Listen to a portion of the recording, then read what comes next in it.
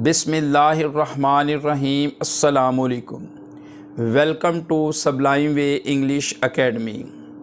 आज की इस वीडियो में हम डिस्कस करेंगे about syntax, morphs, juncture, syllable, stress and intonation के बारे में।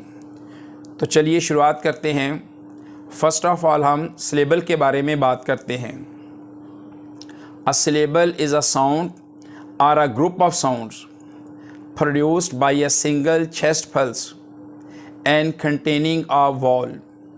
सिलेबल एक साउंड है या ग्रुप ऑफ साउंड्स है जो सिंगल चेस्ट पल्स से प्रोड्यूस की जाती है और इसमें एक वॉल होता है, यानी अपनी टंग को, अपनी ज़बान को एक मरतबा मूवमेंट देने से जो साउंड प्रोड्यूस होती है उसको हम सिलेबल कहते हैं।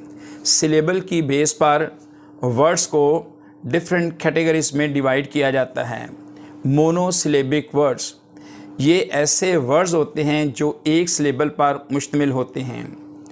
For example cat, rat, mat, sat, sit, bit and so on.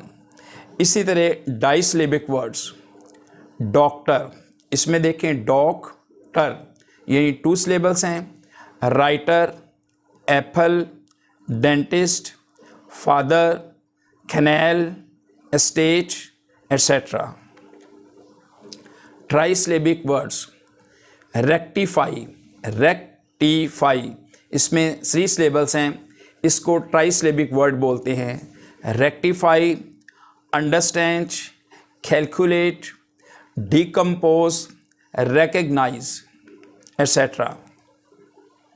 Phonemes are organized into a syllable in a quite definite and scientific way.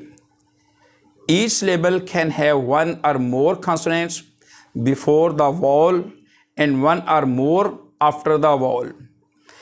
Her syllable जो है उसमें vowel से पहले एक या 2 consonants और vowel के बाद एक या एक से ज़ायद consonants हो सकते हैं। In an English syllable, maximum number of consonant cluster before a vowel is 3. English language में vowel से पहले 3 जो consonant हैं ये हो सकते हैं, while after a vowel is 4, जबकि vowel के बाद 4 consonants आ सकते हैं। Next है stress. Stress is generally defined as the degree of prominence a syllable has. If a word has more than one syllable, one of the syllables stands out from the rest.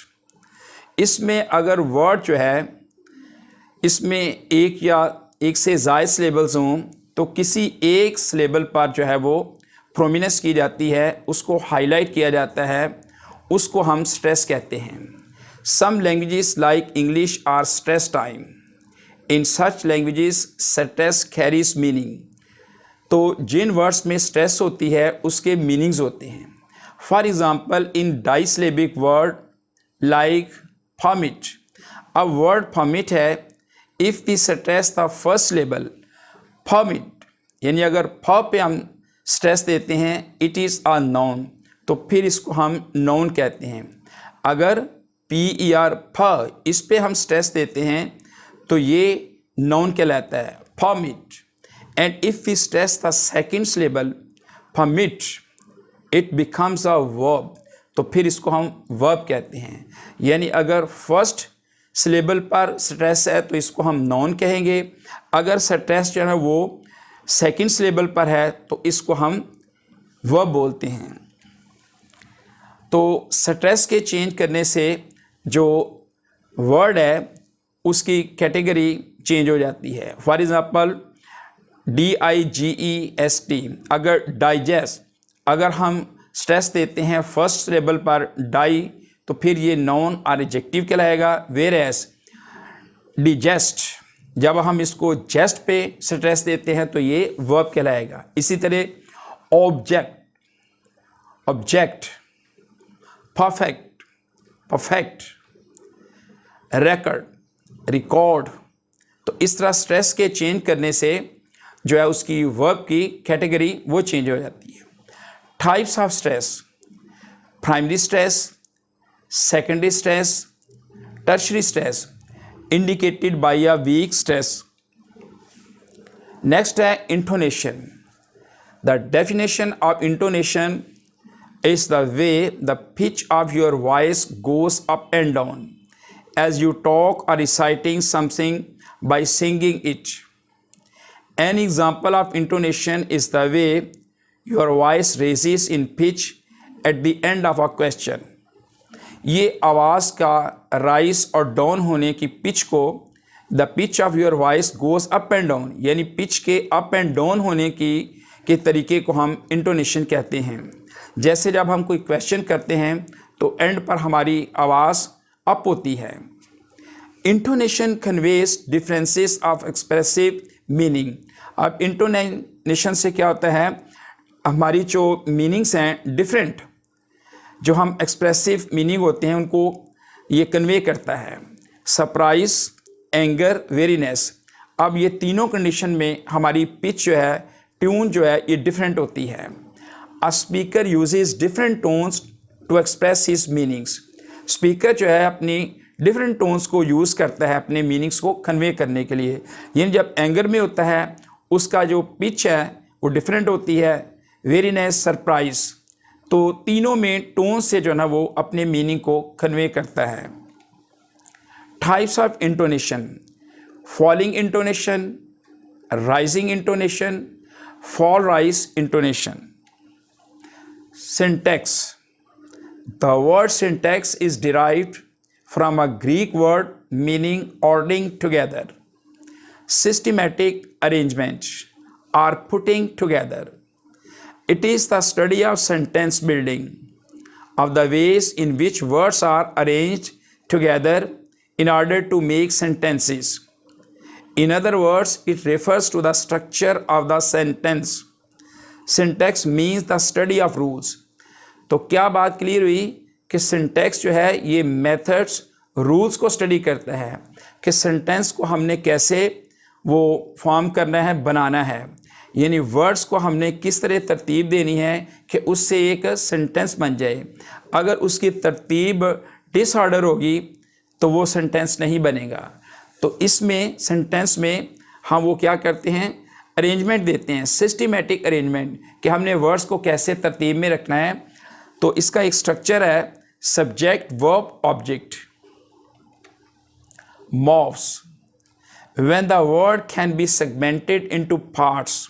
जब word को parts में segment किया जाता है, तकसीम किया जाता है, डिवाइड किया जाता है, तो these parts are referred to as morphs. Thus the word shorter has two morphs, short and er. यानी जब हम वर्ड को सेगमेंट में डिवाइड कर देते हैं तो इसको हम मॉर्फ्स कहते हैं। यानी शॉर्टर वर्ड है तो इसके टू मॉर्फ्स बनते हैं, short and er. Short and er are called morphs. Juncture: juncture is the transition from one segmental phoneme to another. यानी एक सेगमेंट से दूसरे सेगमेंट तक ट्रांजिशन करना, चेंज करना, जाना, इसको जंक्चर कहते हैं। इट इज़ ईदर क्लोज और open, and if open either internal और टर्मिनल। तो एक है प्लस जंक्चर, आ नेम, एन एम। अब इसमें जब हम जंक्चर पॉज नहीं देंगे तो ये एन एम और अ नेम में कोई डिफरेंस फील नहीं होगा। 6 टी कप्स, तो ये 6 चाय के कप। तो इसको अगर हम इस तरह बोलेंगे 60 कप्स, तो ये जंक्चर इसको कहते हैं। 60 और कप्स में कहेंगे तो 60 कप बन जाएंगे। अगर हम 6 टी कप्स कहेंगे तो 6 चाय के कप बनेंगे। Ice cream, I scream, ice cream और आई सक्रीम।